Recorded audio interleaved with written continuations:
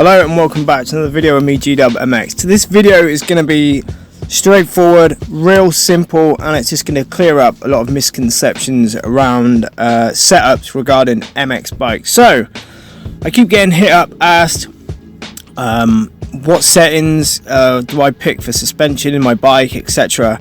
I will just break it down nice and simple. If you have downloaded the OEM pack and you have picked the bike that you like to ride, let's say for example the Honda 450, chances are you'll instantly be playing around with a setup before you've even rode the bike or even put enough time on the bike and got comfortable. Well, this is the big misconception. So there is a difference between being comfortable on the bike with your controller settings versus the actual bike's suspension and setup settings. So for a long time I would mess about with the settings of the suspension and stuff, trying to find this perfect setting, and to be honest, I kind of give up on that. Reason being is, if you follow one of the fastest guys in MX bikes, Rubes, he gave out a big secret to some of us during a live stream once, that he doesn't actually change any settings. He runs the default settings the bike comes with. So I decided to put this to the test and do probably half an hour, 40 straight minutes of riding default settings, and he is absolutely 100% right. It all comes from your comfort on the bike and learning how to ride the bike on MX bikes, and learning your controls and being comfortable with your controls. That is 90% of the battle, is having a decent controller setup that you are comfortable with, which allows you to ride at that level where you're happy to push.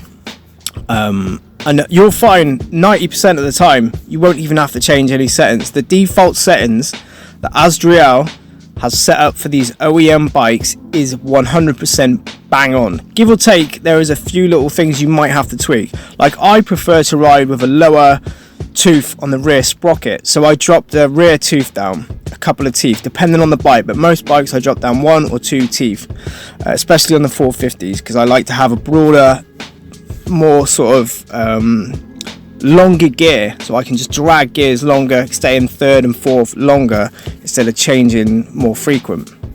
But like I said, 99% of the settings and the bike's stability and stuff comes from your inputs, as in your thumbs, your controller.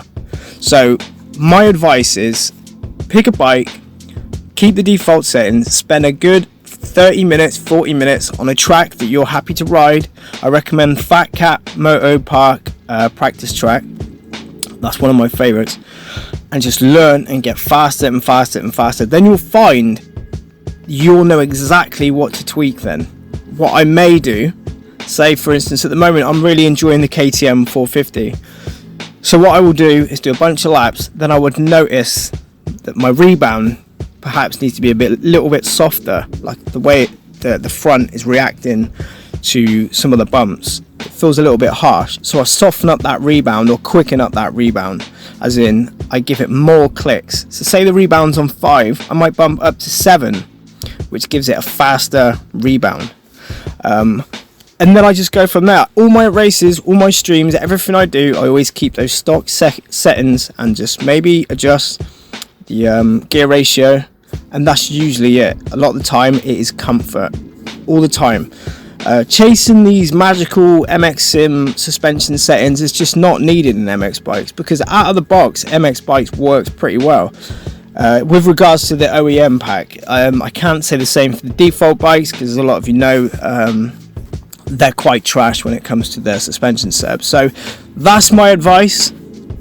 Go and get comfortable on your bike and just get a good controller setting, and just there you go, simple as that.